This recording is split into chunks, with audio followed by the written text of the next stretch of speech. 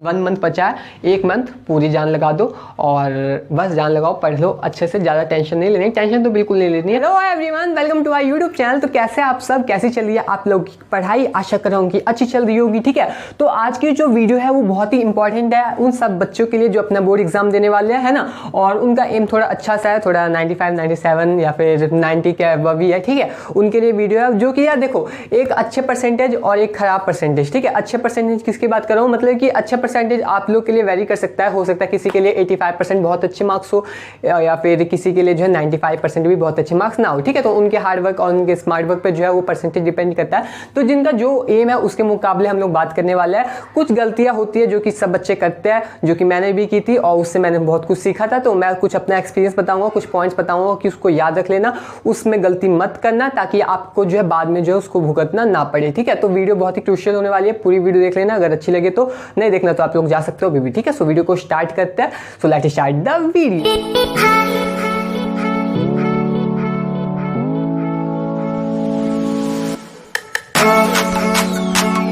आपके पास जो है पूरा 1 महीना बचा हुआ है। ठीक है, क्योंकि ये वीडियो मैं 5 दिन पहले ही अपलोड कर रहा हूँ, अप्रैल से।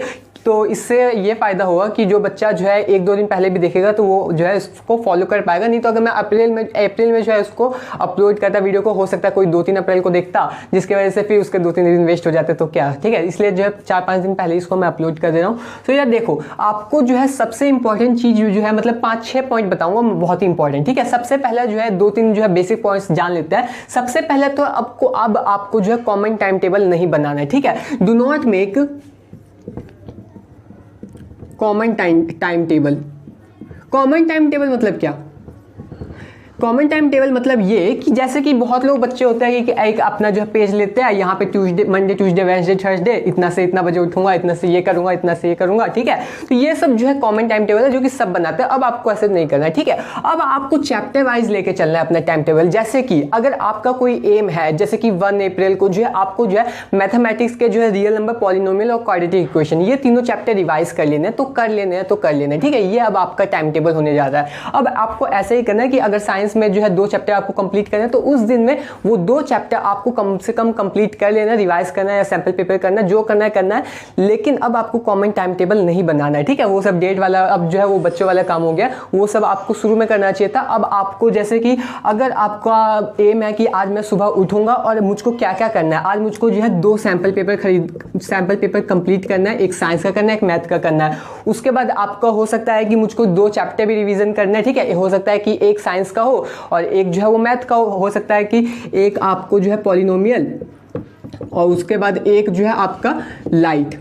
एक बड़ा चैप्टर लिया हम लोगों ने, एक छोटा चैप्टर लिया। ठीक है, तो ऐसे ही लेना आप लोगों को भी, एक छोटा चैप्टर एक बड़ा चैप्टर, जिसकी वजह से जो है वो दिन जो है आपको बहुत ज़्यादा बिजी ना हो और वो कंप्लीट हो जाए। कंप्लीट मतलब होने चाहिए, ऐसा नहीं कि आपने जो है एक दिन लाइट ले लिया और इलेक्ट्रिसिटी एक ही दिन ले लिया। ठीक है, तो हो सकता है कि आपका कंप्लीट ना हो। सो एक छोटा चैप्टर एक बड़ा चैप्टर, ऐसा आपको जो कॉम्बिनेशन रखना है। 3 चैप्टर रख सकते हो तो 3 रख लेना, आपके ऊपर डिपेंड करता है यार। ठीक है, तो जितने घंटे आप लोग पढ़ सकते हो, 7 घंटे 8 घंटे या फिर 9 घंटे भी पढ़ सकते हो तो पढ़ लेना। अगर 4-5 घंटे में भी हो जा रहा है तो बहुत है। ठीक है, क्योंकि जो बच्चे शुरुआत से ही जो है 5-6 घंटे पढ़ते आ रहे हैं तो उनको लास्ट में जो है ज़्यादा हार्डवर्क करने की जरूरत नहीं होती है।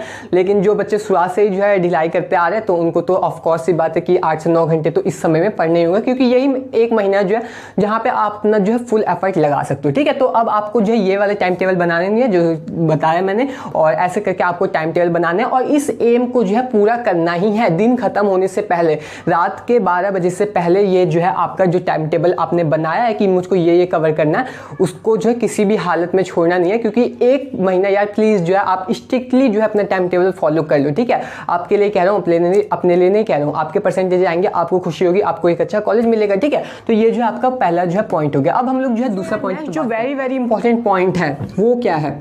रिवीजन।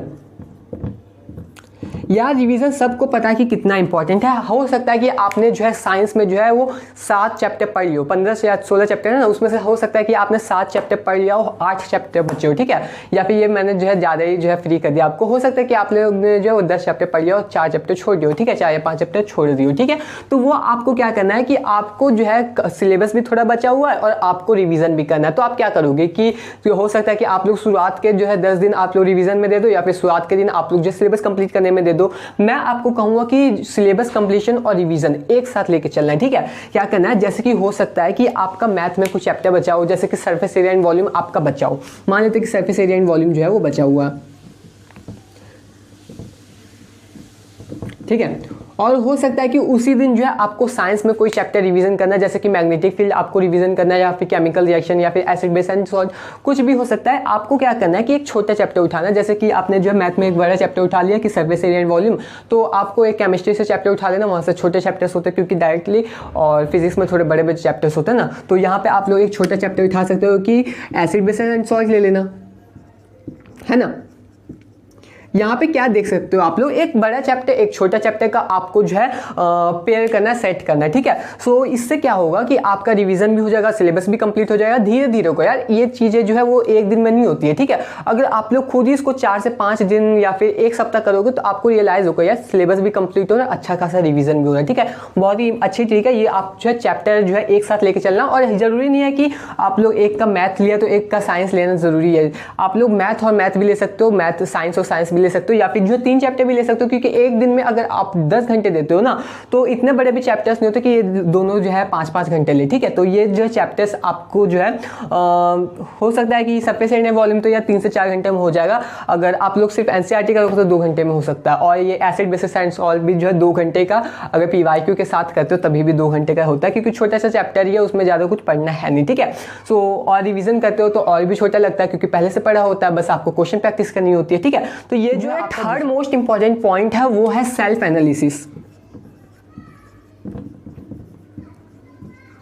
सेल्फ एनालिसिस क्या चीज है? सेल्फ एनालिसिस मतलब क्या, जैसे कि आप रिवीजन कर रहे हो सकता है कि आपने जो है चैप्टर्स पहले से कंप्लीट करके रखे हुए, ठीक है। ये 1-2 दिन आप लोग एसिड बेस एंड सॉल्ट पढ़ोगे, फिर कार्बन कंपाउंड, फिर पीरियोडिक प्रॉपर्टीज, ठीक है। ऐसे में आपका केमिस्ट्री जो है 5 से 6 दिन में जैसे कि अगर कंप्लीट हो रहा है, तो उसके बाद आप लोग क्या करोगे, फिर सैंपल पेपर भी तो करना है ना, या फिर आपको आपके स्कूल में एग्जाम हुआ उसका क्वेश्चन पेपर मिला हो, ठीक है, या फिर किसी दूसरे अपने दोस्त से किसी दूसरे स्कूल का क्वेश्चन पेपर लेके उसको सॉल्व कर रहे हो। तो ये आपके ऊपर डिपेंड करता है कि आप कितने पेपर कर रहे हो, कितनी आपकी प्रैक्टिस है, ठीक है। तो आपने अगर सैंपल पेपर ही करना है तो आप लोग क्या करो, खुद से एनालाइज करो। जैसे कि मेरे से बहुत बच्चे पूछते हैं भैया सैंपल पेपर मैं करता तो हूँ और उसके बाद खुद से भी चेक करता हूँ, लेकिन मेरे मार्क्स जो है बहुत ज़्यादा आ जाते हैं, जैसे कि 77 78 आते हैं, ठीक है। लेकिन मैं आपको ऐसे सजेस्ट करूँगा कि एकदम स्ट्रिक्ट मार्किंग रखो, अपने को जो है ढिलाई नहीं देखना। नहीं, अगर आप लोग ने जो नेपोलियन के जो है 3 पॉइंट में जो है उसका नेपोलियन कोड लिखना आता है, ठीक है, आपने जो है 3 पॉइंट लिखा है, लेकिन वो 3 पॉइंट जो है स्ट्रक्चर वे में नहीं लिखा है, या फिर पैराग्राफ फॉर्म में लिख दिया, या फिर आपने कोई डेट गलती लिख दी हो। मान लेते हैं कि अगर आपने जो है 1807 की जगह 1806 लिख दिया, तो आप लोग बोलेंगे एक ही साल तो है, ठीक है, दे देते हैं, इसको हाफ मार्क्स दे देते हैं। नहीं, पूरा 0 दो ना, ठीक है, वो पॉइंट ही काट देना आप लोग। और उसको अगर 3 में से अगर आप लोग जो है पहले 2.5 मार्क्स दे रहे थे, तो अब जो है आप उसको जो है 2 ही मार्क्स देना, ठीक है। तो इसलिए बोला थोड़ा सा स्ट्रिक्ट मार्किंग रखना। जब आपको लगेगा कि यार नंबर कम आ रहे हैं ना, तो आप लोग थोड़ी मेहनत ज़्यादा करोगे, ठीक है।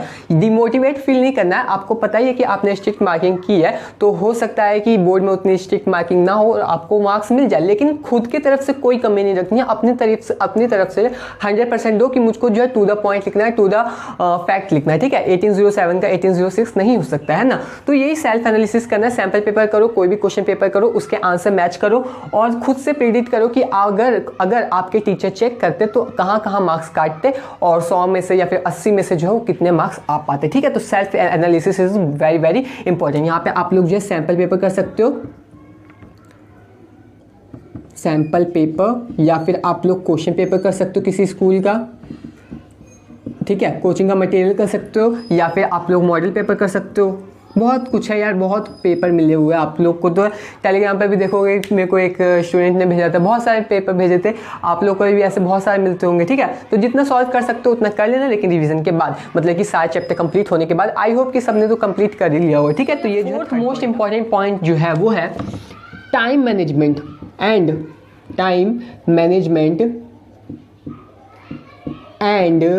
Paper presentation. बहुत इंपॉर्टेंट है। पेपर प्रेजेंटेशन के ऊपर वीडियो नहीं देखे तो देख लेना, मैं यहाँ आई बटन में शो कर दूंगा या फिर डिस्क्रिप्शन में जो है उसकी लिंक डाल दूंगा। और टाइम मैनेजमेंट, यह बहुत ही ज़्यादा इंपॉर्टेंट है। अगर आप लोग ने पूरा सिलेबस किया हुआ है ना, और अगर आपको अपनी बातें रखनी ही नहीं आती कि उसको लिखना कैसे, पेपर प्रेजेंट कैसे करना है, टीचर समझेगा नहीं तो वो मार्क्स कहाँ से देगा, है ना। आपको जो है ऐसा वे में उसको शो करना है, प्रेजेंट करना है, ताकि टीचर समझ जाए, आपको मार्क्स दे दे। ठीक है, सब कुछ आता भी है, उसको अच्छे से प्रेजेंट नहीं कर पाते हो ना तो बहुत ही दिक्कत हो जाती है, क्योंकि टीचर ही नहीं पढ़ पाता। और उससे भी इंपॉर्टेंट बात की टाइम मैनेजमेंट। अगर आपको सब आता है, एकदम एक ही क्वेश्चन लिखने में जो है पूरा पेज लगा दिया आप लोगों ने, मतलब पूरा पेज तो लगता ही है 5 नंबर का अगर क्वेश्चन है तो, और अगर आप लोगों ने एक ही क्वेश्चन को 2 पेज में लिखा हुआ है ना, और एक ही क्वेश्चन पे बहुत ज़्यादा समय दे देते हो जिस पे उतना समय नहीं देना चाहिए, तो आपका जो है टाइम जो है मैनेजमेंट गलती हो जाती है, मतलब बहुत खराब हो जाता है, और आपके चांसेस होता है कि आप जो है क्वेश्चन पेपर छोड़ के आओ अपने एग्जाम में। ठीक है, और उसके बाद उसका इफेक्ट इस पे पड़ेगा, वो अगले एग्जाम में पड़ेगा। अगर आज का एग्जाम खराब गया तो फिर अगले एग्जाम में सोचोगे यार पिछला एग्जाम खराब गया, मेरे परसेंटेज अब डिक्रीज हो जाएंगे। ठीक है,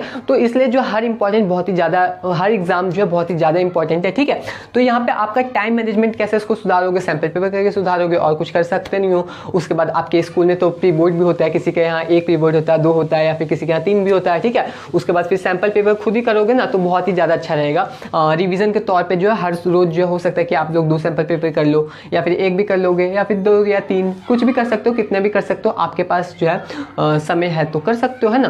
तो लेकिन जो है एकदम अच्छे से करना। पूरा अगर 3 घंटा का पेपर है ना तो आपको जो है उसको 2.5 घंटा में फिनिश करना ही है। ठीक है, या फिर 2 आवर्स 45 मिनट तक चलता है। ठीक है, अगर बहुत ही अच्छे से इसको जो है अंडरलाइन करके लिख दो तो 2 आवर 45 मिनट्स तक, नहीं तो 2 आवर 30 मिनट्स तक पेपर पूरा लिख लो, और उसके बाद जो है आप लोग अंडरलाइन कर लो 15 मिनट में, और उसके बाद फिर रीचेकिंग कर लो, है ना। तो ये बहुत ही अच्छा रह जाता है। और पेपर प्रेजेंटेशन की वीडियो जरूर देख लेना, बहुत ही अच्छे से। और जो 5th मोस्ट पॉइंट है वो क्या है, it is none other than consistency. Consistency का सब कुछ खेल है यार। अगर कंसिस्टेंट नहीं रहोगे अपनी पढ़ाई की तरफ, ठीक है, तो ये चारों पॉइंट वेस्ट है। एक दिन टाइम टेबल फॉलो करके क्या कर लोगे, ज़्यादा से ज़्यादा क्या कर लोगे। ठीक है, हो सकता है 2 चैप्टर कंप्लीट कर लो, हो सकता है 3 चैप्टर कंप्लीट कर लो, लेकिन अगर उसको कंसिस्टेंट रहोगे, एक चैप्टर भी करते हो तो 30 दिन में 30 चैप्टर कंप्लीट कर सकते हो, है ना। या फिर हर रोज 2 सैंपल पेपर करते हो तो 60 सैंपल पेपर कंप्लीट कर सकते हो। तो कंसिस्टेंसी बहुत ही ज़्यादा मैटर करती है। कंसिस्टेंसी है तो ये चारों पॉइंट है, अगर कंसिस्टेंसी नहीं है तो ये 4 पॉइंट नहीं है। ठीक है, तो ये सबका जो है की पॉइंट जो है कंसिस्टेंसी। कंसिस्टेंट रहो या पढ़ाई की तरफ, थोड़ा सा जो है थोड़ा सा जागरूकता दिखाओ अपने पढ़ाई की तरफ, थोड़ा सा रुचि दिखाओ उसकी तरफ, और थोड़ा आप लोग जो है थोड़ा सचेत हो जाओ कि नहीं यार बोर्ड्स है, थोड़े अच्छे मार्क्स लाने हैं, थोड़ा किसी और के लिए नहीं तो अपनी संतुष्टि के लिए लाने हैं। जितना पढ़ा है आप लोगों ने उसके हिसाब से आपको मार्क्स लाने हैं। ठीक है, बस इसके लिए आप लोग बोर्ड्स के लिए पढ़ो। ठीक है, मैंने देखा कि आज मैंने टेलीग्राम पे जो है क्वेश्चन डाला और उसमें से सिर्फ एक का ही आंसर सही था, मतलब कि जो है लगभग 10 लोगों ने शायद उसका आंसर दिया, 10 में से 1 का सही था। वो भी बहुत ही ईजी क्वेश्चन था, लीनियर इक्वेशन का। ठीक है, सो यहाँ से दिखता है कि आप लोग जो है पढ़ाई के प्रति जो है वो सचेत नहीं हो, या फिर आप लोग जो है उतना केयर नहीं कर रहे हो उस क्वेश्चन पे। ठीक है, हर क्वेश्चन को आपको केयर करना है। कोई भी क्वेश्चन दे दे अगर आपसे सिलेबस से रिलेटेड तो उस पर केयर करना है। कहीं से भी कोई भी क्वेश्चन दे दे, ठीक है, हर क्वेश्चन चाहना है कि सॉल्व हो जाए। ठीक है, और उस पर जो है मतलब कि उसको अंडर एस्टिमेट नहीं करना। ठीक है, और कंसिस्टेंट रहना है। बस यही 5 पॉइंट अगर आप लोग जो है अपना लोगे इन 30 दिन में तो हो सकता है कि आपके जो है 97 क्या 98%, 99% भी आ जाए। आप इस अपने स्कूल के टॉपर हो सकते हो, अपने डिस्ट्रिक्ट के टॉपर हो सकते हो। ठीक है, हो सकता है ऑल इंडिया टॉपर भी हो सकते हो। ठीक है, सो अगर हो जाओगे तो यार आना अपने चैनल पे, हम लोग आपका इंटरव्यू लेंगे, है ना। तो बस यार इसी 5 पॉइंट को अपने दिमाग में जो है बैठा लो अच्छे से, और टारगेट अच्छा रखो। ठीक है, टारगेट अच्छा रहेगा तो उसको जब फुलफिल कर लोगे तो बहुत ही ज़्यादा अंदर से खुशी होगी। ठीक है, ये छोटे छोटे टारगेट रखोगे तो बहुत ही ज़्यादा खुशी होती है आपको। एक मतलब कि मेंटल लेवल जो है आपका बहुत ही अच्छा हो जाता है कि नहीं मैंने कोई एम किया और मैं उस एम पे जो है खड़ा उतरा। ठीक है, और सेल्फ कॉन्फिडेंस आता है उससे बहुत ही ज़्यादा। ठीक है, तो बस 1 मंथ बचा है, 1 मंथ पूरी जान लगा दो और बस जान लगाओ, पढ़ लो अच्छे से। ज़्यादा टेंशन नहीं लेनी, टेंशन तो बिल्कुल नहीं लेनी है।